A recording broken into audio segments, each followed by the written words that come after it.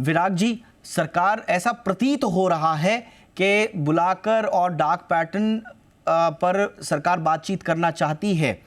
उपभोक्ता मामलों के मंत्रालय ने अलग अलग 7, 8, 9 बढ़ाए, उन्होंने अपने दायरे भी बढ़ाए, नए नए तरह के, अब मेरा ख्याल है 13 तरह के डार्क पैटर्न्स इन्होंने पता कर दिए हैं। लेकिन सवाल यह है कि डार्क पैटर्न को लेकर जिम्मेदारी जो फिक्स करने की बात है, उसका मैकेनिज्म क्या है हमारे पास कानून में? आप म्यूट पर हैं विराग जी। दीपक जी, सबसे पहले मैं जी बिजनेस को और कंज्यूमर अफेयर्स मिनिस्ट्री दोनों को बहुत बधाई दूंगा। Thank you. और दिवाली के पहले सचमुच ये एक रोशनी वाली बात है लोगों की। आप लाखों लोगों को समृद्धि दे रहे हैं। और इसके पहले आपका जब लोन ऐप्स के खिलाफ आपने एक अभियान चलाया था और उसमें आरबीआई ने एक्शन लिया था, लेकिन ये जो आपका डार्क पैटर्न के खिलाफ अभियान है, मैं समझता हूं कि पूरे वैश्विक स्तर पर एक नई मिसाल है। ये यूरोपियन यूनियन से भी ज्यादा प्रगतिशील कानून के इन्फोर्समेंट करने की आपकी मुहिम है। और आम दर्शकों को अगर दशहरे दिवाली के त्योहार के माहौल में बताएं तो डार्क पैटर्न एक ऐसे छलने वाली, भ्रमित करने वाली रणनीति है ऑनलाइन कंपनियों की, जैसे कि मारीच या काल नेमी ने रामायण काल में किया था। और राम ने मारीच का वध किया था, हनुमान जी ने काल नेमी का वध किया था। और इसी तरीके से छलने वाली इस वृत्ति का आप अभियान चला करके उसको खत्म कर रहे हैं। अब इसके 2-3 महत्वपूर्ण पहलू हैं। जब इसकी ड्राफ्ट गाइडलाइंस जब तैयार की गई थी तो उनको नोटिफाई करके उनको इन्फोर्स करने की जरूरत है।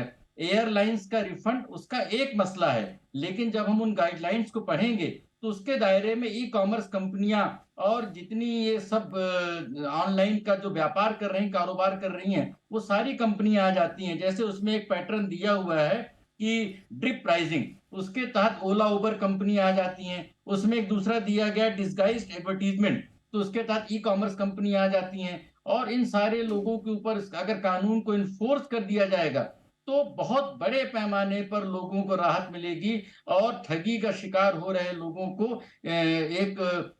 उनको, लेकिन उसके लिए जागरूकता फैलाने की जरूरत है, जिस तरीके से आपने नंबर्स बताए।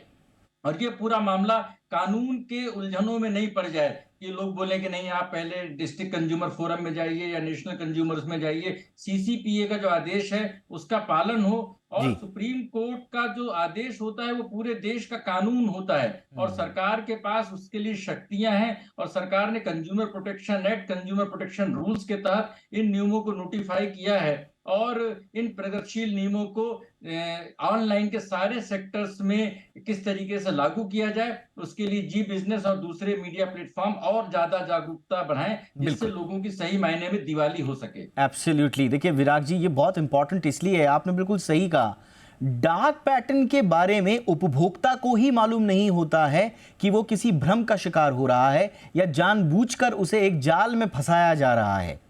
मसलन आप किसी भी, आपने बिल्कुल सही कहा, चाहे वो ई कॉमर्स कंपनीज हो, चाहे वो ऑनलाइन टिकट बेचने वाली कंपनीज हो, आप किसी भी प्लेटफॉर्म पर जाइए, आपको शुरू में जो प्राइस मिलेगा, आप उसको जब फाइनली उसको ऑर्डर देंगे तो तब तक आते आते उसमें ज़मीन आसमान का फ़र्क नज़र आता है।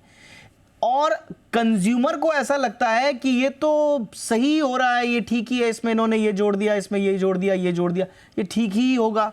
कई बार आपसे यस पर घुमा फिरा के क्लिक करवाया जाता है, करना आपको नो पर है, लेकिन आपसे ऐसा वो परिस्थिति बना देते हैं कि आपको यस पर क्लिक करना पड़ता है।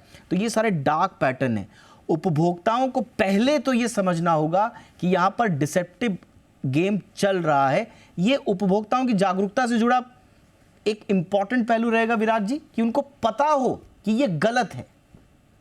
देखिए, रावण के 10 सिर थे, और जब उनका संहार राम को करना था तो सर काटने से रावण का संहार नहीं हुआ। तो उसकी जो नाभि थी, नाभि में जब उन्होंने बाण मारा तो उस रावण का सर कटा, उसका जो मृत्यु हुई उसकी। इसी तरीके से डार्क पैटर्न के बहुत सारे सर हमको दिखते हैं, जिनको कि गाइडलाइंस के नेक्स्चर में बताया गया है। पर उसकी जड़ में अगर जाएंगे, जागरूकता जहां पर बढ़ानी है, क्योंकि जो रिफंड है या उनकी जो अनफेयर प्रैक्टिसेस हैं वो छोटी बात है। बड़ी बात यह है कि हर भारत में ई कॉमर्स के ग्राहक को ऐसा महसूस होता है, ऐसा लगता है कि वो अमेजन के प्लेटफॉर्म से खरीद रहा है, अमेजन सेलर है, अमेजन से उसको सर्विसिंग मिलेगी, फ्लिपकार्ट से खरीद रहा है, या जो भी प्लेटफॉर्म है वो उसको सर्विस दे रहे हैं, जबकि वो सिर्फ एक एक इंटरमीडिएट प्लेटफॉर्म है जिनकी कोई कानूनी जवाबदेही नहीं है।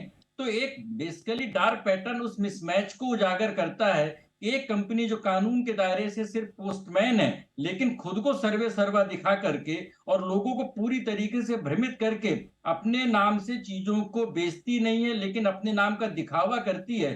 ये जो छल की पूरी प्रवंचना है, जो छल का पूरा एक मायाजाल है, इस मायाजाल के भीतर अगर डार्क पैटर्न के नियमों को सही तरीके से लागू कर दिया गया, तो मैं समझता हूं जिस तरीके से जब चंद्रमा में पहला कदम बढ़ा था, उसको बोला था कि ये पहला कदम है, लेकिन इतिहास में ये बहुत बड़ी छलांग है। इसी तरीके से अगर डार्क पैटर्न को सही तरीके से लागू किया गया, इन गाइडलाइंस को, तो डिजिटल जगत में उपभोक्ताओं के कल्याण की दिशा में एक बहुत बड़ी छलांग, एक बहुत बड़ा एक कदम माना जाएगा। एब्सोल्युटली, बिल्कुल आपने सही कहा। और ये तो अभी प्लेटफॉर्म्स को बुलाया गया है। मुझे लगता है कि सरकार को एयरलाइंस कंपनी को भी बुलाना चाहिए, क्योंकि कंज्यूमर अफेयर्स मिनिस्ट्री ने खुद एक्यूज़ किया था एयरलाइंस को कि वो अनफेयर ट्रेड प्रैक्टिसेस कर रही हैं, मिसलीड कर रही हैं कस्टमर्स को जब सीट सिलेक्शन फीस की बारी आती है। और ये हमने बहुत प्रमुखता से मुद्दा उठाया था कि आपने वेब चेक इन जब आप कर रहे हैं, शुरू में आपने बोल दिया साहब आपकी टिकट ये है, इतने की है। जब आप वेब चेक इन करते हैं तो कहते हैं कि साहब फ्री सीट नहीं है, आप क्लिक कीजिए, पैसा पे कीजिए, उसके बाद आपको सीट मिलेगी। तो इस तरह की जो छोटी छोटी तकनीकों के चलते ये लोग छोटे छोटे मुनाफे के चक्कर में रहते हैं। इस पर सरकार की पूरी नज़र है। आई एम श्योर अभी प्लेटफॉर्म को बुलाया गया है, अगला नंबर सीधा एयरलाइंस का भी होना चाहिए और बाकी प्लेटफॉर्म्स का भी होना चाहिए। कुछ ऐड करना चाह रहे हैं विराग जी? देखिए, 2 बातें नहीं होनी चाहिए नियमों को लागू करने के लिए कि पहले नंबर पर जो इसके गाइडलाइंस के रूल 3, 4, 5, 6 हैं, इसके बिल्कुल स्पष्ट है कि सारे प्लेटफ़ॉर्म्स इसके दायरे में आते हैं। दूसरी बात ये है कि सिविल एविएशन का मामला उसके लिए डीजीसीए है। इसी तरीके से जब किसी ऐप के खिलाफ कार्रवाई करना हो तो उसमें आईटी मिनिस्ट्री का रोल बहुत ज़्यादा रहेगा। इसलिए मुझे लग रहा है कि इसको लॉजिकल एंड में ले जाने के लिए उन ड्राफ्ट गाइडलाइंस को नोटिफाई करके और उसको सारे लोगों पे लागू करके और अंतर मंत्रालय कोऑर्डिनेशन बहुत जरूरी है। कंज्यूमर अफेयर्स मिनिस्ट्री अकेले इसमें लोगों को राहत नहीं दिला पाएगी, इसलिए सरकार के दूसरे विभाग भी उसके साथ सहयोग करें तो करोड़ों भारत के ग्राहकों का कल्याण होगा।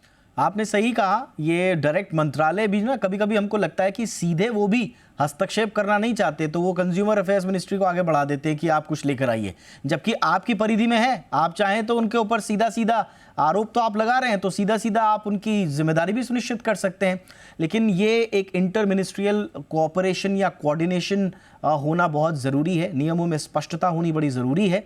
इसलिए मुझे लगता है कि आने वाले दिनों में थोड़ा इस पर और आगे कार्रवाई होनी चाहिए। कुछ आखिर में कुछ और जोड़ना चाह रहे हैं विराग जी?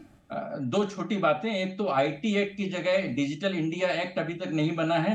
दूसरा जो डेटा सुरक्षा कानून है उसके तहत नियम नोटिफाई नहीं हुए हैं। अगर ये दोनों काम हो जाएं तो इन जो डार्क पैटर्न्स की गाइडलाइंस हैं उनको और सफल और प्रभावी तरीके से लागू किया जा सके। बिल्कुल, और जो विराग जी ने कहा था वो बिल्कुल सही कहा। भारत पहला ऐसा देश बनने जा रहा है, कंज्यूमर अफेयर्स मिनिस्ट्री की तारीफ करनी होगी इस मामले में, कि भारत पहला ऐसा देश बनने जा रहा है जहां पर ये ड्राफ्ट गाइडलाइंस का नोटिफिकेशन होगा। हमारे मंत्रालय ने ये जो डार्क पैटर्न्स का आइडेंटिफिकेशन किया है और बाकायदा इसकी प्रेजेंटेशन दी है, आइडेंटिफाई सरकार ने किए डार्क पैटर्न्स, ये बहुत बड़ी उपलब्धि है। तो बहुत अच्छा काम कर रही है कंज्यूमर अफेयर्स मिनिस्ट्री, इसमें कोई शक नहीं। लेकिन ये नोटिफाई कब हो ये गाइडलाइंस, हम इसका वेट कर रहे हैं। और अगर डार्क पैटर्न आपको पता चल रहा है कि कोई कर रहा है तो उस पर कड़ी से कड़ी कार्रवाई क्यों नहीं हो, कैसे हो और कितनी जल्दी हो, ये हम चाहते हैं कि इस पर बहुत स्पष्टता जल्दी से जल्दी आए। बहुत बहुत धन्यवाद विराग जी, आपने वक्त निकाला हमारे लिए। Thank you so much.